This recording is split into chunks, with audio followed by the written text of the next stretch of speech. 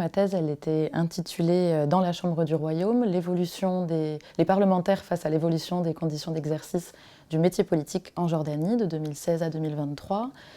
C'était une thèse de sociologie politique que j'ai réalisée à Sciences Po, au CERI, sous la direction d'Élise Massicard et d'Éric Verdeil. Et je l'ai soutenue en décembre 2023. Et c'est donc une thèse qui a porté sur la profession parlementaire, ou plutôt l'évolution de la profession parlementaire en situation autoritaire. Et c'est une thèse qui partait du constat suivant, que les députés en Jordanie faisaient aujourd'hui face à une double transformation des conditions d'exercice du métier parlementaire qui les affectait au quotidien.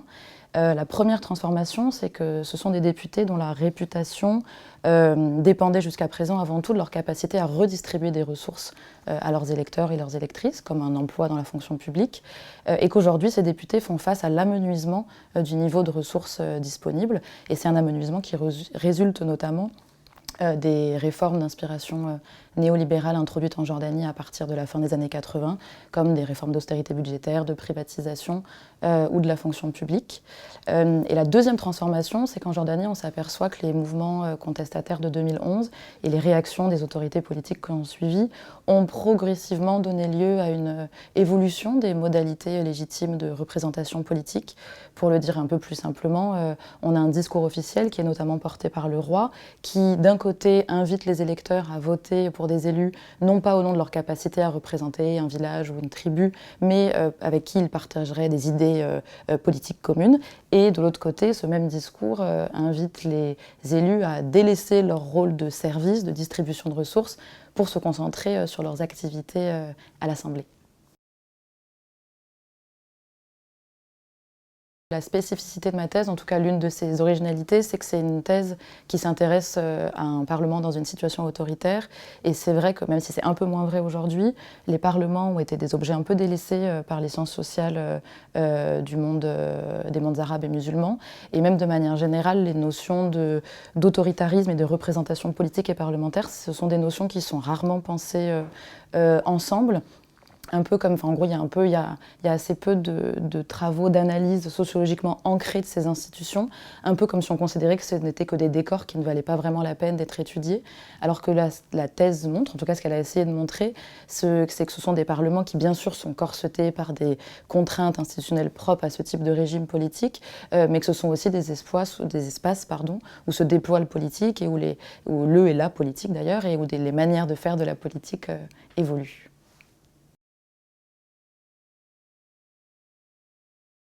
Alors en termes de méthode, c'est peut-être là aussi une originalité de la thèse. Je me suis appuyée sur l'analyse d'entretien avec des parlementaires bien sûr, mais aussi avec des acteurs qui interagissent quotidiennement avec les députés, comme les fonctionnaires du Parlement ou leurs collaborateurs. J'ai aussi conduit des observations, mais je me suis aussi appuyée pendant la thèse sur l'analyse des retranscriptions écrites des séances parlementaires et sur leurs retransmissions audiovisuelles qui sont depuis quelques années mises en ligne et rendues disponibles par l'institution. Et en termes de résultats, je dirais que le résultat principal, c'est que donc on a des députés qui sont confrontés un peu à l'étiolement du rôle parlementaire qu'ils s'apprêtaient à jouer à l'Assemblée. Et donc face à l'étiolement de ce rôle, on s'aperçoit, ce que la thèse essaie de montrer, c'est que ce sont des députés qui vont essayer d'exister différemment au sein de la Chambre en endossant d'autres rôles. Par exemple, on a des députés qui, pour se différencier, vont essayer de s'investir davantage dans la législation. On en a d'autres qui vont essayer plutôt d'endosser un rôle d'opposant. Et d'ailleurs, c'est des rôles qui sont un peu mis en concurrence au sein de la Chambre. Et ce qu'on s'aperçoit aussi, c'est que les rôles que les députés choisissent d'endosser, c'est très lié à leurs aspirations personnelles, à leur socialisation intérieure et aussi beaucoup à leurs ressources, parce qu'ils n'ont pas tous la même capacité à investir tous les espaces du Parlement. Bonjour à tous, bonjour à toutes. Promis, je serai brève parce que j'imagine que tout le monde commence à être un peu fatigué. Mais la première chose que je voulais dire, c'est à quel point je suis évidemment très honorée et heureuse de recevoir ce prix. Je souhaite aussi avant tout remercier toutes les équipes du GISMOM et de l'ISM pour l'organisation de ces prix de thèse. Évidemment aussi les membres du jury pour le temps qu'ils ont consacré à lire nos thèses et à débattre durement pour nous départager. J'aimerais ensuite remercier ma directrice et mon directeur de thèse, Élise Massicard et Éric Verdeil, vraiment pour l'aide immense qu'ils m'ont apportée tout au long de mon doctorat. J'ai surtout eu beaucoup de chance de les avoir pendant le processus d'écriture. C'est vrai que je le reconnais, c'était parfois un peu douloureux de découvrir à chaque fois tous leurs commentaires dans la marge de mes chapitres, mais je mesure à quel point ils m'ont vraiment permis d'améliorer et de consolider le manuscrit. Je souhaite aussi remercier les 2 institutions dans lesquelles j'ai eu la chance d'évoluer pendant mon doctorat. Tout d'abord le CERI, qui grâce aux chercheurs, aux chercheuses, aux doctorants, aux doctorantes qui l'habitent, est vraiment un lieu d'entraide quotidienne. Et l'IFPO, l'Institut français du Proche-Orient, dont l'antenne d'Amman m'a accueilli, comme d'autres de mes collègues, lors de chacune de mes enquêtes de terrain.